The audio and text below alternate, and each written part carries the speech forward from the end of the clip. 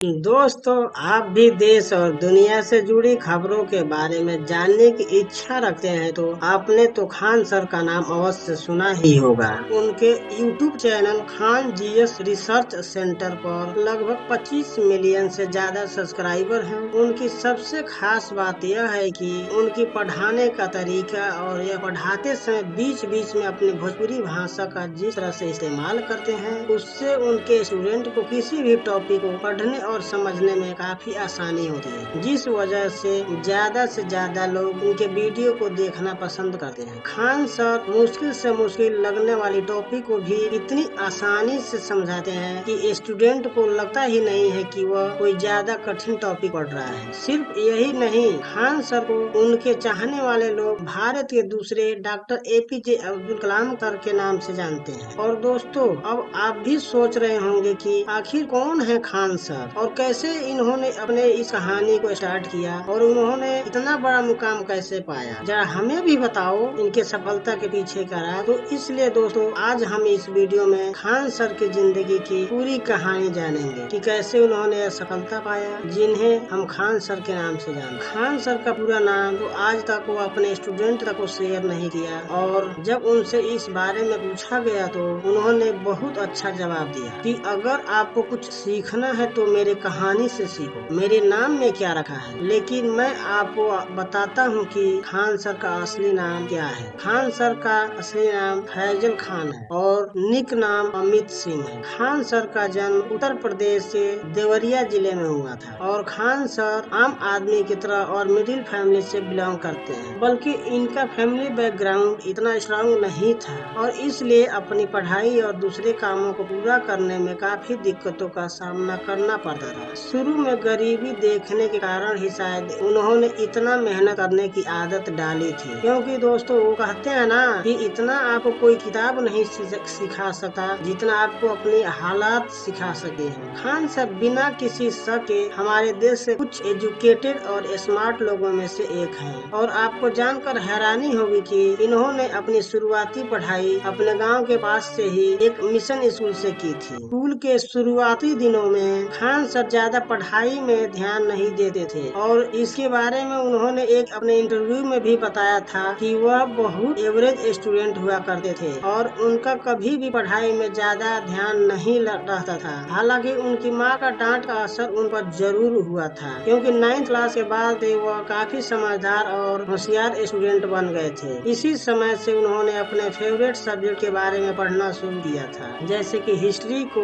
ध्यान और इंटरेस्ट के साथ पढ़ना शुरू कर दिया था। और यह भी बताते हैं कि 9th क्लास के बाद पढ़ाई के तरफ जो एहसास हुआ था वही एहसास उनकी आज तक पढ़ाई पर ही है। 10th क्लास से लेकर 12th क्लास तक काफी अच्छे स्टूडेंट बन गए थे और अच्छे नंबरों से पास हुए थे, जिसके चलते उनके घर वाले अब बहुत खुश थे। उनके पिता एक मिलिट्री ऑफिसर थे और माँ एक हाउसवाइफ थी। कुछ समय बाद उनके पिता रिटायर्ड हो जाते हैं तो उनके बड़े भाई भी सेना में भर्ती हैं। इससे आपको अंदाजा लग ही गया होगा कि उनकी पूरी फैमिली को अपने देश के प्रति कितना प्रेम रहा है। खुद खान सर का भी जिंदगी में सिर्फ एक ही सपना था कि उनको बड़े होकर एक आर्मी ऑफिसर बनना है, इसलिए वह दिन रात पढ़ाई करने लगे। खास बात यह है कि कुछ एग्जाम की तैयारी के लिए जितने सब्जेक्ट पढ़ने थे वह सभी सब्जेक्ट उनके काफी अच्छे लगते थे और इसी कारण उन्हें कोई भी कंसेप्ट बड़ी ही आसानी से समझ में आ जाता था। इतनी पढ़ाई करने के बाद जब उन्होंने फाइनली एनडीए का एग्जाम दिया तो वह काफी अच्छे मार्क्स से पास हो गए थे, लेकिन दुर्भाग्यवश उनका सिलेक्शन नहीं हो पाया और उनके पीछे की वजह यह थी कि उनकी फिटनेस। दरअसल उनके हाथों के चलते फिटनेस राउंड से बाहर कर दिया गया था। यह जानकारी जब खान सर को मिली थी तो वह काफी दुखी हुए। वह वक्त था जब उन्होंने जिंदगी में पहली बार इतना जी जान लगाकर मेहनत किया था। तब उनकी सारी उम्मीद टूट गई। तब उन्होंने अपने आप को कोसना शुरू कर दिया था, क्योंकि उनके हाथों में जो दिक्कत थी वह उसको ठीक भी नहीं कर सके थे। इसका कोई इलाज न होने के कारण और टूट गए थे। यह वक्त उनके लिए बहुत मुश्किल था। अंत समय पर उनका पढ़ाई की तरफ से भी इंटरेस्ट खत्म होने लगा था और अपने जीवन में बचपन से ही एक आर्मी ऑफिसर बनने की सपना देखते हुए आए थे और उन्होंने अपने जीवन के हर सेकंड को इस काम की तरफ आकर्षित भी करते थे। लेकिन जब किस्मत उस मोड़ पर आकर अटकी तब उन्हें कोई रास्ता नहीं था कि उन्हें आगे आगे क्या करना चाहिए। पर फिर उनके माता पिता ने हौसला बढ़ाने के लिए कहा कि तुम इंडियन आर्मी में सिलेक्ट नहीं हुए तो क्या हुआ, तुम देश की सेवा कई तरीकों से कर सकते हो। बहुत समझाने के बाद खान सर काफी मोटिवेट हुए और उन्होंने पूरी एनर्जी के साथ कमबैक किया। तब से उनका एक ही लक्ष्य है कि जनता की सेवा करना। अपने माता पिता के समझाने के बाद उन्होंने अपना आगे की पढ़ाई भी जारी रखी। इसके बाद इलाहाबाद यूनिवर्सिटी से बीएससी और एमएससी में अपनी पढ़ाई पूरी की। हालांकि इससे पहले भी उन्होंने AIEEE की पूरी तैयारी कर रखी थी, पर एग्जाम के दिन वो सो गए थे और एग्जाम छूट गया। उसकी वजह यह था कि एग्जाम डेट गलत याद किए थे। और दोस्तों, भले ही वह दिन उनके लिए अच्छा ना रहा हो, पर आज के समय में उसी दिन के कारण लाखों बच्चों का भविष्य चल रहा है। क्योंकि अगर उस दिन खान सर एग्जाम देने चले गए होते और एग्जाम में पास हो गए होते तो शायद आज हम लोग उनके बारे में कुछ नहीं जानते और उनका ज्ञान भंडार हमारे नसीब में नहीं होता। आपको सुनकर हैरानी होगी कि वह बीएससी की पढ़ाई कर रहे थे तो 3 बार जेल भी जा चुके थे। दरअसल जब वह कॉलेज में थे तब स्टूडेंट यूनियन के मेंबर थे। स्टूडेंट के हित में लड़ते हुए जेल की हवा खानी पड़ी थी। जिंदगी की कठिनाइयों से रूबरू हुए तो एहसास हुआ कि किस किस तरह हमारा समाज पॉलिटिक्स के कारण बिगड़ता जा रहा है और गरीब बच्चे ढंग से शिक्षा प्राप्त नहीं कर पा रहे हैं और यहाँ तक कि कई बच्चे बाल मजदूरी करके अपने घर को चला रहे हैं। यह सब उन्हें हजम नहीं हुआ और उन्होंने तय किया कि किसी बड़े जॉब करने की बजाय गरीब बच्चों को अच्छे एजुकेशन देंगे और इसके साथ साथ एक अनाथालय भी खोले हैं जिसमें अनाथ बच्चों को फ्री में शिक्षा देते हैं और उन बच्चों को उनके माता पिता की कमी को महसूस भी नहीं होने देते हैं, जिससे गरीब घर के बच्चे भी आगे जाकर कुछ बन सके और अपना लाइफ सिक्योर कर सके। लेकिन दोस्तों, यह सब इतना आसान नहीं था।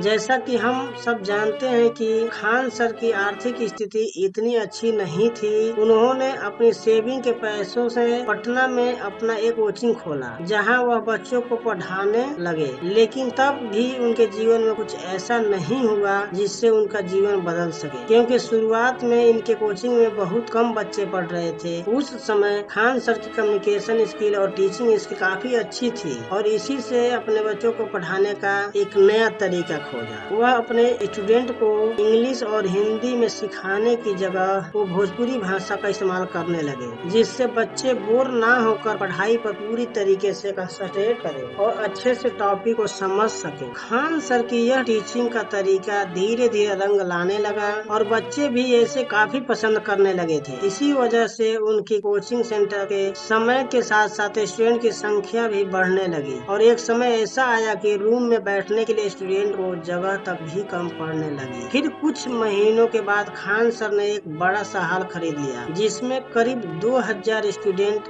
एक साथ बैठकर खान सर का लेक्चर सुन सकते थे। धीरे धीरे उनकी इनकम भी काफी अच्छी होती जा रही थी और एक साथ ही खान सर का कॉन्फिडेंस भी बढ़ता चला जा रहा था। फिर जब यह भी हाल स्टूडेंट के लिए छोटा पड़ने लगा तब खान सर को काफी बुरा लगा, क्योंकि काफी बच्चे उनकी क्लासेस अटेंड नहीं कर पा रहे थे और साथ ही खान सर को धमकियां मिलने लगी। फिर भी खान सर डरे नहीं, आगे बढ़ते रहे। तभी 11 मई 2019 को खान सर के कोचिंग पर बम फेंक दिया गया और साथ ही कोचिंग के टीचर और स्टूडेंट के ऊपर लाठीचार्ज किया गया। लेकिन खान सर के इरादे और मजबूत होते गए और फिर वह समय आया जिससे खान सर की जिंदगी ही नहीं बल्कि देश के लाखों और बच्चों और युवाओं का भविष्य बदल दिया। 20 मार्च 2020 में कोरोना काल आने की वजह से लॉकडाउन लग गया। तब स्टूडेंट को कोचिंग में आने में प्रॉब्लम होने लगी। तब खान सर ने सोचा क्यों ना ऑफलाइन पढ़ाने के बदले ऑनलाइन शुरू कर दिया जाए। किसी को दूर चलकर उनके कोचिंग सेंटर तक आने की जरूरत नहीं होगी।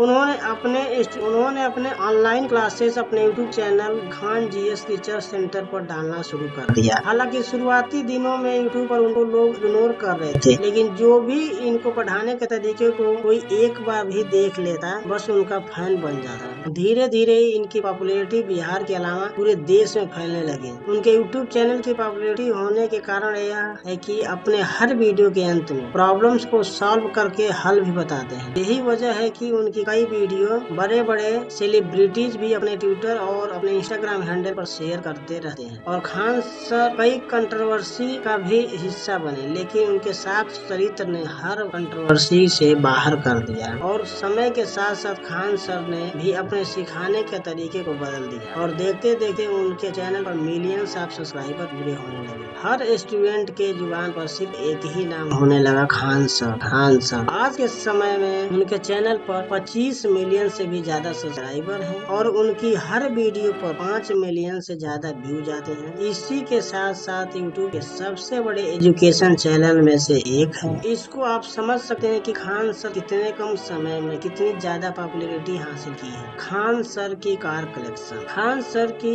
एक टोयोटा कंपनी की फॉर्च्यूनर कार है जिसकी कीमत 45 लाख रुपए। और बात करें खान सर की इनकम की, तो एक रिपोर्ट के मुताबिक खान सर अपने यूट्यूब चैनल से हर महीने 45 से 50 लाख रुपए तक कमा लेते। इसी के साथ खान सर की टोटल इनकम आज के डेट में लगभग 2400 करोड़ रुपए के बराबर। तो दोस्तों, आज के इस वीडियो में इतना ही। आपको खान सर की यह कहानी कैसी लगी हमें कमेंट करें और इस चैनल पर नए हो तो कृपया इस चैनल को सब्सक्राइब जरूर कर लें ताकि ऐसी वीडियो आपको देखने को मिलता रहे। Thanks for watching. मिलते हैं नेक्स्ट वीडियो में।